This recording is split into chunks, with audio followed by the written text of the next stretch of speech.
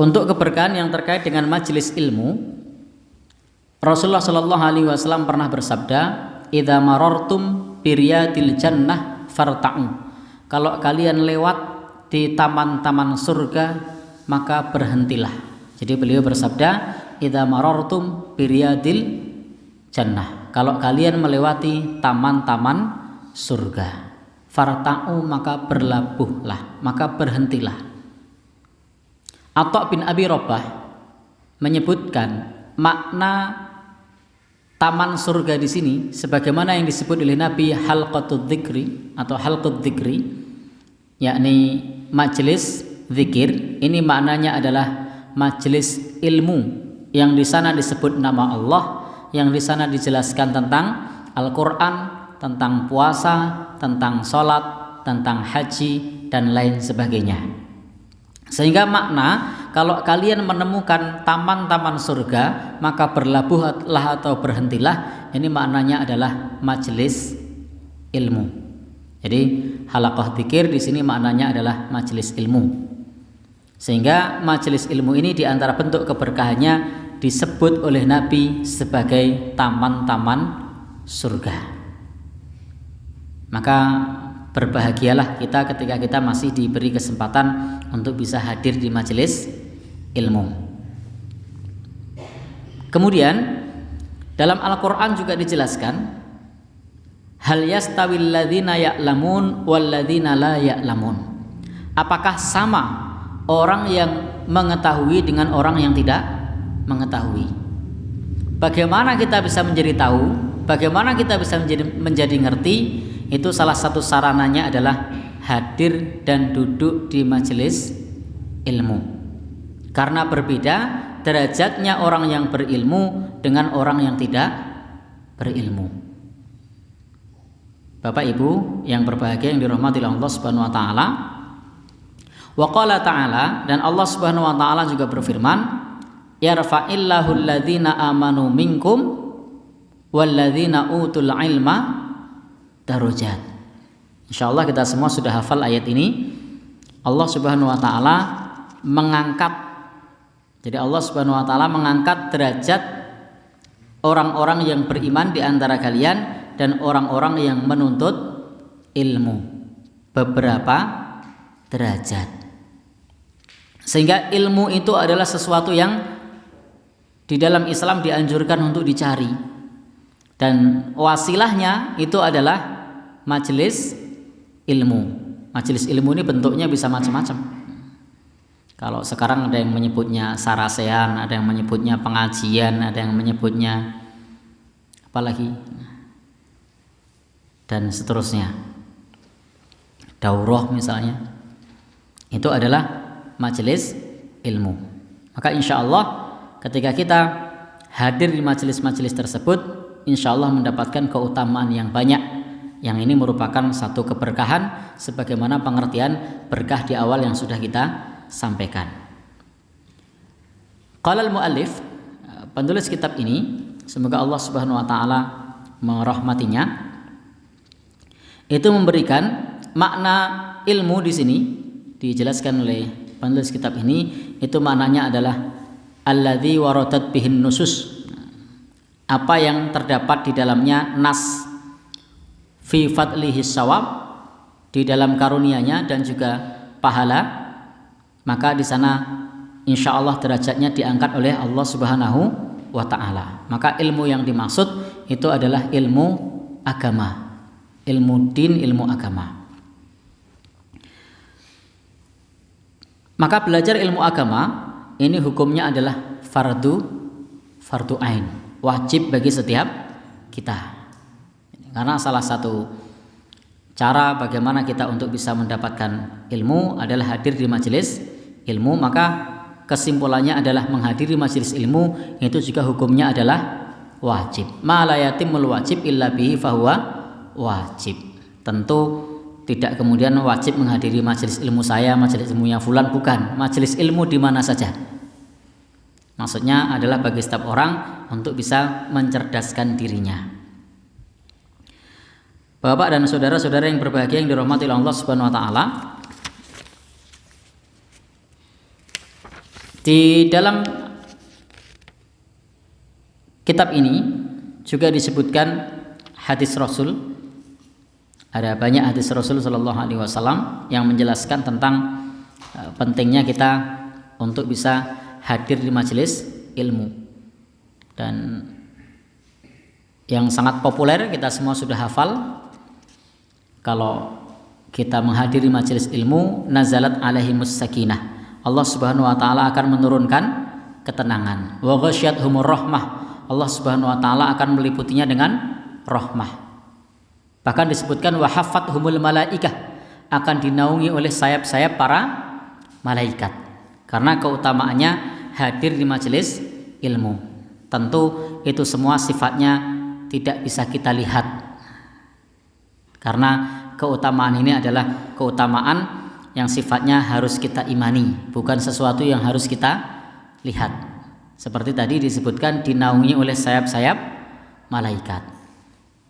Kemudian juga diliputi dengan rahmat. Kemudian apa lagi tadi? Disebutkan wa ghasyiyatuhumur rahmah. Kemudian nazalat alaihimus sakinah, diturunkan ketenangan. Ini diantara contoh-contoh keberkahan yang jelas-jelas disebutkan oleh Nabi kita, Nabi Shallallahu Alaihi Wasallam. Maka kalau berbicara tentang masalah berkah, berbicara tentang masalah pahala dan seterusnya, maka itu jelas tidak terlihat. Maka jangan sampai kemudian kita mengatakan kok ora ono popone. Karena itu sesuatu yang sifatnya adalah abstrak, bukan sesuatu yang sifatnya tampak oleh mata kita. Maka yakinlah kita, setiap kita melangkahkan kaki kita menuju majelis ilmu, itu ada pahalanya. Jadi sudah terhitung sebagai pahala. Dan baik kita ini ketika hadir ke majelis ilmu ini, apa istilahnya, berat maupun ringan, insya Allah sudah ada pahalanya. Paham ataupun tidak, sudah mendapatkan pahalanya. Ngantuk maupun tidak, sudah mendapatkan pahalanya. Jadi ini kalau kita hadir ke majelis ilmu itu yang dipikirkan bukan masalah sulit atau tidak, dong opo ora, lucu apa enggak, tapi motifnya adalah lillahi subhanahu wa ta'ala, sudah ada pahalanya. Sama juga sebagai seorang guru ngaji ketika mau mengajarkan kepada muridnya, bukan berarti muridnya pinter opo ora, okeh opo sedidik, dong opo ora, tidur atau enggak, bukan. Tapi hendaknya setiap hadir itu diniatkan untuk ladang beramal soleh, untuk mendapatkan pahala dari Allah Subhanahu wa ta'ala. Jangan sampai itu membelokkan niat kita. Wah, yang hadir sedikit, memeng, ngajar TPA, yang hadir itu saja, terus ngelokur udah jadi ngajar lagi. Maka itu tetap terus, meskipun yang hadir itu saja. Wah, ora iso-iso di bulan baleni wingi krok telu ora mundak-mundak terus ya. Terus ora mangkat misalnya. Jadi ketika kita berangkat, maka itu sudah ada pahalanya. Itu yang harus kita catat. Karena yang diminta itu kita berproses. Jangan sampai kemudian wah, ustadznya ora lucu. Bukan masalah lucu atau tidak lucu. Begitu kita berangkat ke majelis ilmu, kita niatkan lillahi subhanahu wa ta'ala, maka di sana sudah ada pahalanya. Nah, ini termasuk di antara ladang beramal soleh. Kalau di dalam khotimah kitab-kitab para ulama itu disebutkan hadir dan duduk di majelis ilmu itu pahalanya besar. Dan keutamaannya melebihi sholat sunnah 2 rakaat. Karena keutamaannya pergi ke majelis ilmu. Bapak dan saudara yang berbahagia yang dirahmati Allah Subhanahu wa taala, An Abi Hurairah radhiyallahu anhu, dari Abu Hurairah semoga Allah Subhanahu wa taala meridhoinya. Anna Rasulullah sallallahu alaihi wasallam qala, Rasulullah sallallahu alaihi wasallam bersabda. Ini hadis populer. Wa man salaka tariqan yaltamisu fihi ilman. Barang siapa menempuh jalan untuk mencari ilmu, sahalallahu lahu bihi tariqan ilal jannah, maka Allah Subhanahu wa taala akan memudahkan jalannya menuju surga. Jadi kalau kita mau menempuh jalan untuk mencari ilmu, insya Allah dimudahkan bagi Allah, dari Allah Subhanahu wa taala jalan menuju surga. Hadis ini tentang man salaka thariqan yaltamisu fi ilman, jalan untuk menuntut ilmu, ini ada dua penjelasan. Penjelasan yang pertama, wa man salaka thariqan di sini adalah jalan yang ditempuh, jalan sungguhan. Jadi jalan sungguhan, jalan beneran, artinya kita menghadiri majelis ilmu yang tempatnya jauh. Seperti para salafus saleh dulu, mim baitihi ila makanil ilmi, dari rumahnya ke tempat ilmu. Sawa'un kana, sama saja, makanul ilmi, tempat ilmu tersebut adalah masjid, madrasah, kuliah atau yang lainnya. Jadi termasuk man salaka thariqan, menempuh jalan mencari ilmu, menurut penulis kitab ini sama saja tempatnya di masjid, tempatnya di madrasah atau kuliah. Bedanya kalau kuliah dapat apa namanya? Ijazah, dapat gelar dan seterusnya. Kalau madrasah dan seterusnya. Wa min dzalika aidon, demikian pula termasuk hal ini adalah bepergian. Kalau tadi adalah bepergian yang dekat, masjid, madrasah, kuliah, ini bepergian yang jauh. Ini bepergian yang jauh, min baladihi ila baladin akhar, dari negerinya ke negeri yang lain, dari kotanya ke kota yang lain. Fahadha salaka thariqan yaltamisu fi ilman, maka ini termasuk juga jalan yang ditempuh untuk mendapatkan ilmu. Maka sebagaimana dulu, kalau orang-orang soleh zaman dulu, sebagaimana dulu ada Jabir bin Abdullah Al-Ansari, sahabat Rasulullah sallallahu alaihi wasallam, fi hadisin wahid, untuk mendapatkan satu hadis saja itu harus melakukan perjalanan 1 bulan. Jadi untuk mendapatkan satu hadis saja itu harus menempuh perjalanan 1 bulan. Kira-kira kalau kita gimana itu? Satu hadis tok loh, 1 bulan. Itu 1 bulan itu sudah sampai mana itu kira-kira? Sudah jauh banget itu. Itu kalau bukan jiwa yang betul-betul semangat, punya motif pahala, punya motif surga, itu memang itu, males. Tapi karena semangatnya untuk menggapai surga Allah, menggapai pahala dari Allah Subhanahu wa taala, meskipun hanya mendapatkan 1 hadis, perjalanannya mencapai 1 bulan perjalanan, maka itu tetap ditempuhnya. 1 bulan perjalanan zaman dulu tidak sama dengan zaman sekarang. Zaman sekarang ini 1 bulan perjalanan itu enak. Kenapa? Naiknya kendaraan yang ber-AC, kemudian makannya prasmanan. Misalnya teman-teman pergi kemana, ke Sumatera, naik bis itu, bisnya sudah AC, sudah prasmanan, panas ora kepanasan, udan ora kudanan, enak. Lah kalau zaman dulu tidak ada AC, tidak ada prasmanan dan seterusnya. Inilah semangat sahabat Rasulullah sallallahu alaihi wasallam. Padahal hanya min ajli hadisin wahid, hanya karena 1 hadis.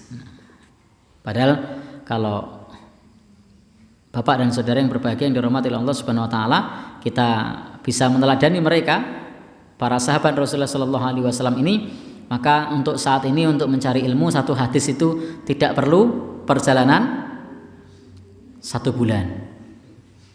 Di mana-mana ada, bahkan di rak buku kita mungkin ada. Saking semangatnya beli, itu lebih banyak bukunya daripada membacanya, sehingga buku yang sudah bertahun-tahun di rak itu ternyata loh kok plastiknya masih, karena tidak dibuka. Jadi ilmu ada di dekat kita, tapi kadang kita tidak mau membukanya. Maka disinilah amasani, adapun yang kedua, at-thariqul maknawi, jadi jalan yang sifatnya adalah maknawi. Kalau yang pertama tadi adalah menempuh jalan untuk menuntut ilmu, adalah hadir ke majelis ilmu baik yang dekat maupun yang jauh. Yang kedua, menempuh di sini adalah ayal tamisa, mencari ilmu dari nyun sewu, di sini disebutkan lisannya para ulama, termasuk dari mim butunil kutub, termasuk dari kitab-kitab. Nah, maka termasuk di dalam masalah ini kita bisa yuraji'ul kutub, untuk bisa memurajaah, membaca kitab. Nah, maka teman-teman bisa, di antara cara untuk bisa mendapatkan keberkahan man salaka thariqan yaltamisu fi ilman, keutamaan untuk menempuh ilmu itu adalah untuk menelaah kitab-kitab para ulama. Karena ini diantara makna yang kedua. Wa in kana jalisan ala kursi, meskipun dia duduk di kursi yang ada di rumahnya.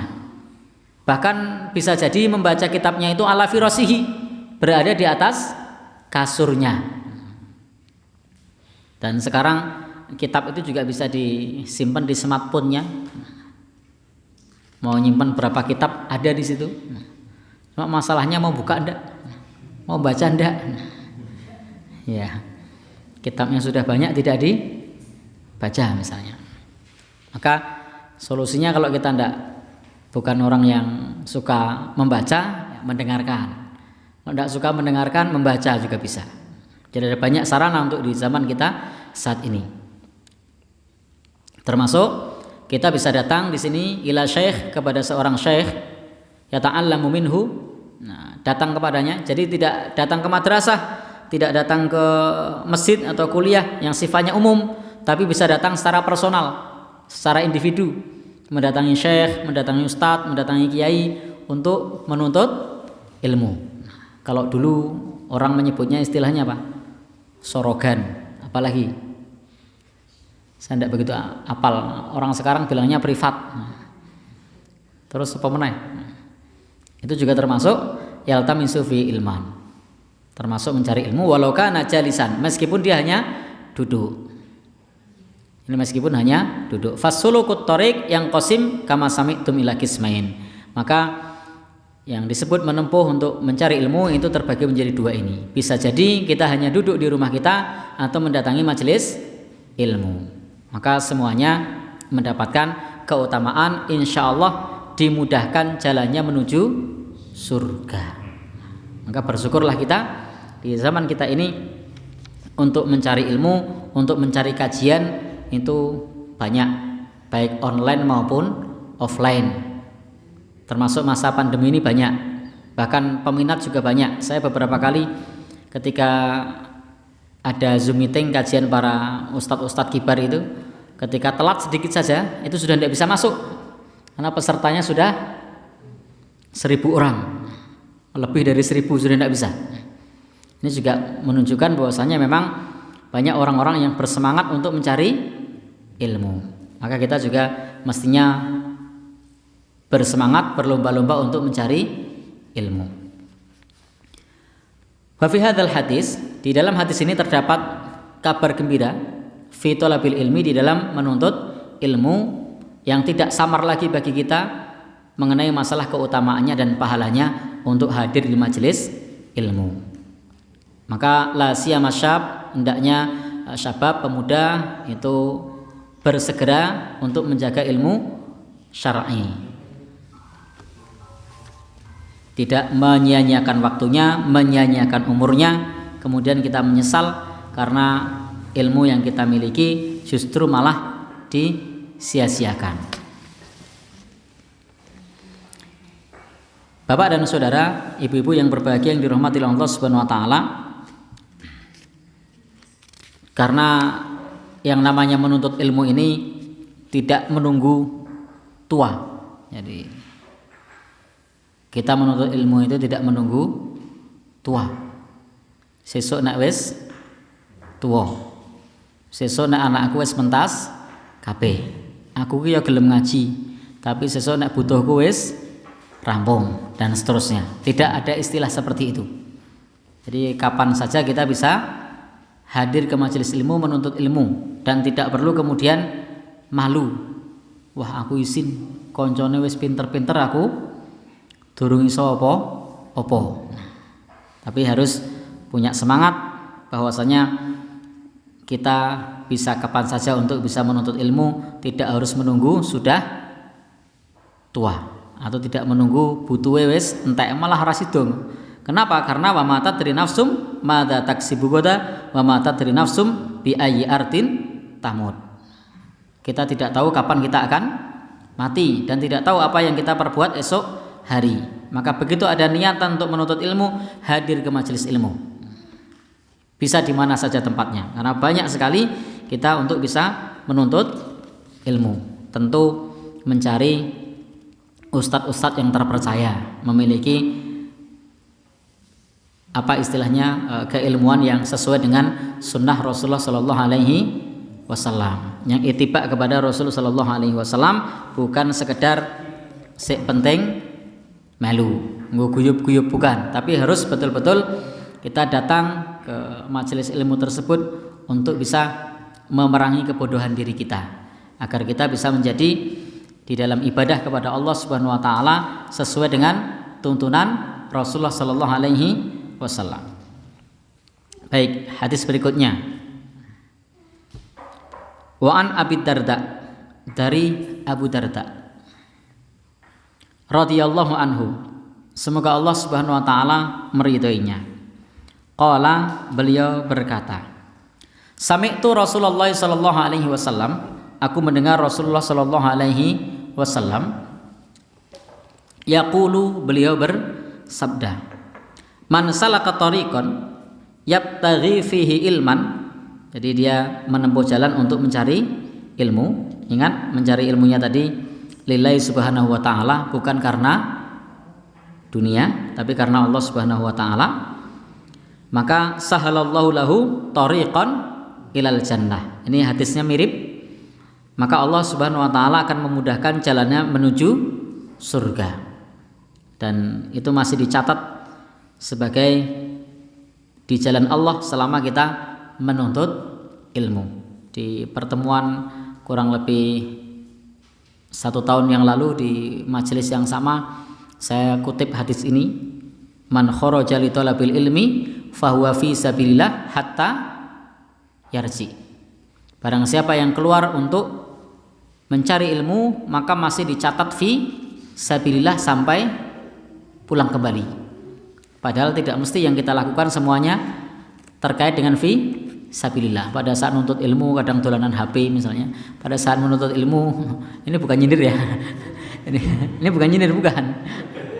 Jadi pada saat menuntut ilmu kadang-kadang juga antuk-antuk misalnya, tapi masih dihitung fi sabilillah hatta yarji.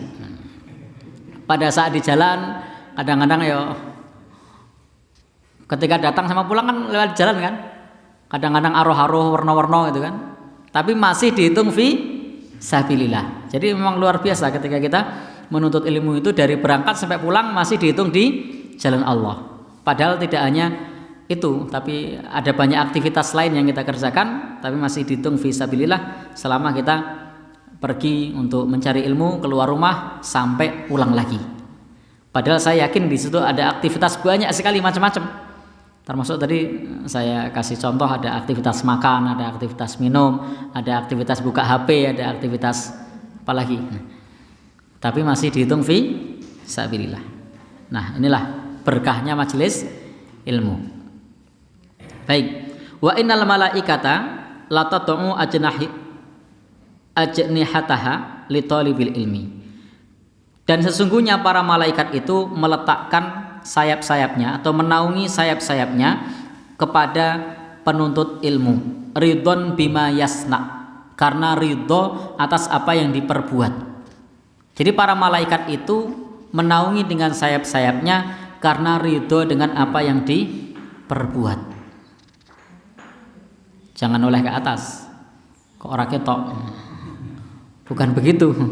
Ini kita imani. Penjelasannya bagaimana? Wallahu a'lam bishawab.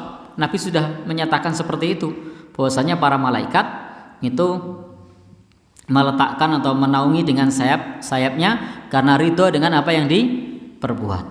Maka kalau sudah terkait dengan perkara yang gaib gini, kita jangan ngarang. Nabi bilang begitu, ya sudah, kita yakini seperti itu. Tidak usah kemudian kita ngoyo-woro membuat pernyataan-pernyataan yang kontraproduktif. Karena kita mestinya mengimani apa yang disampaikan oleh Rasulullah Sallallahu Alaihi Wasallam.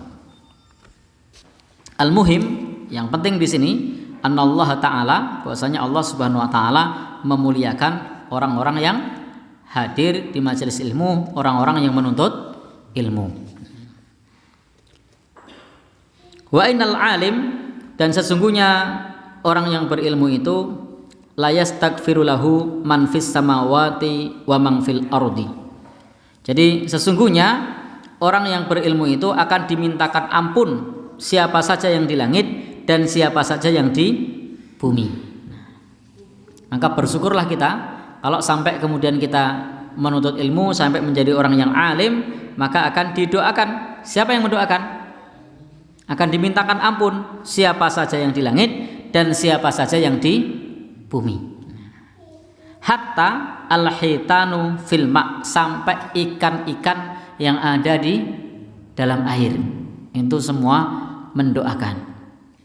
Bagaimana doanya? Wallahu a'lam bishawab. Yang penting di sini Nabi Shallallahu Alaihi Wasallam menjelaskan seperti itu. Ini menunjukkan, ya dulu menunjukkan keutamaan orang yang alim, orang yang berilmu akan dimintakan ampun oleh penduduk langit dan penduduk bumi. Ya, akan dimintakan ampun oleh penduduk langit dan penduduk bumi. Kemudian beliau Shallallahu Alaihi Wasallam menjelaskan lagi, wa fadlul alim alal abid, keutamaan ahli ilmu dibandingkan dengan ahli ibadah, kafadlil qamar ala sairil kawakib, seperti keutamaan bulan dengan semua bintang-bintang atas apa yang kita lihat. Bapak dan saudara yang berbahagia yang dirahmati Allah, bahwa ahli ilmu lebih utama daripada ahli ibadah. Tentu ahli ilmu yang benar. Maka ini adalah dorongan bagi kita untuk senantiasa mencari ilmu, untuk senantiasa haus akan ilmu. Karena yang namanya menuntut ilmu ini tidak ada kadaluarsanya.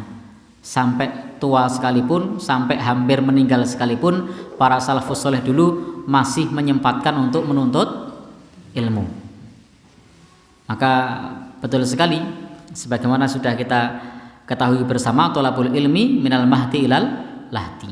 Jadi dari boen sang ibu sampai ke liang lahat.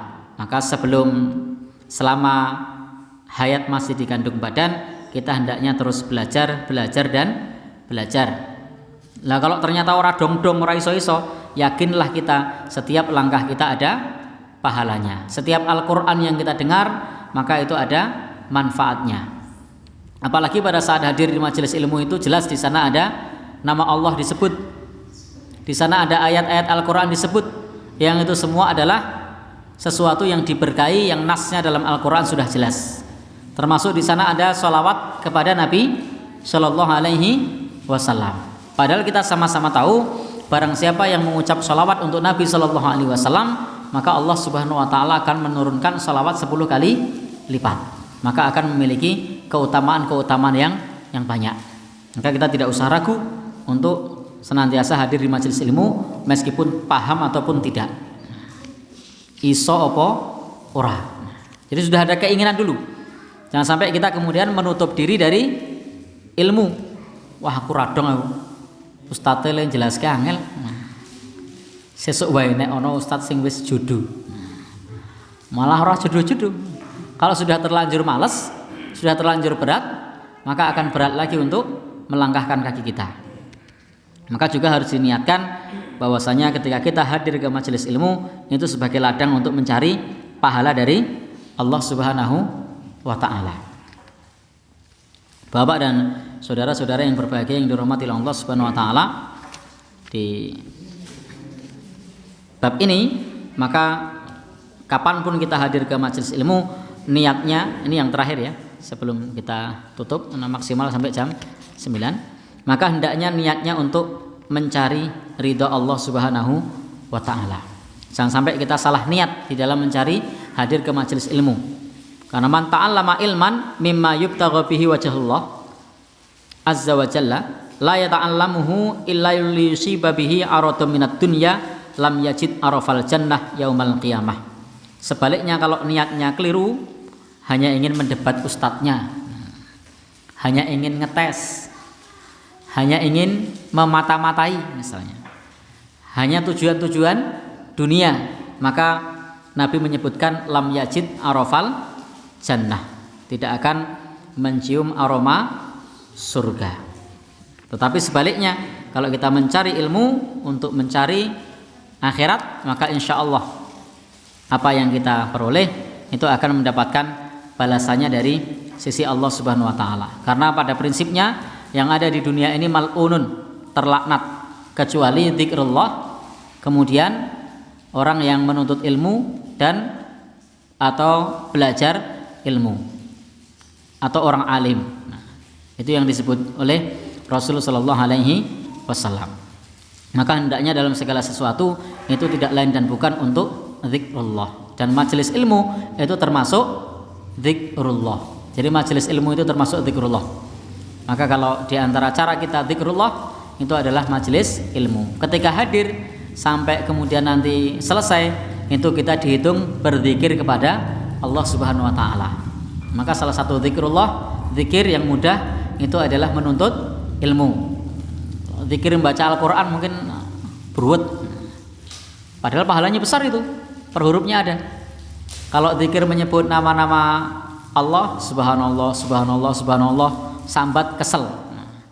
Kalau hadir ke majelis ilmu, datang tinggal mendengarkan, tapi juga sambat, ngantuk. Ya, semua ada plus minusnya. Pastinya semuanya adalah termasuk zikrullah dan pahalanya besar. Setiap kita mudah-mudahan dibukakan oleh Allah Subhanahu wa taala untuk bisa senantiasa zikrullah, bisa dengan memperbanyak bacaan Al-Qur'an, bisa dengan menyebut nama-nama Allah Subhanahu wa taala, termasuk hadir ke majelis ilmu dan ibadah-ibadah yang lainnya. Demikian yang kita sampaikan di kesempatan ini. Mudah-mudahan majelis ilmu yang kita kerjakan termasuk yang diberkahi oleh Allah Subhanahu wa taala. Billahi taufik wal hidayah.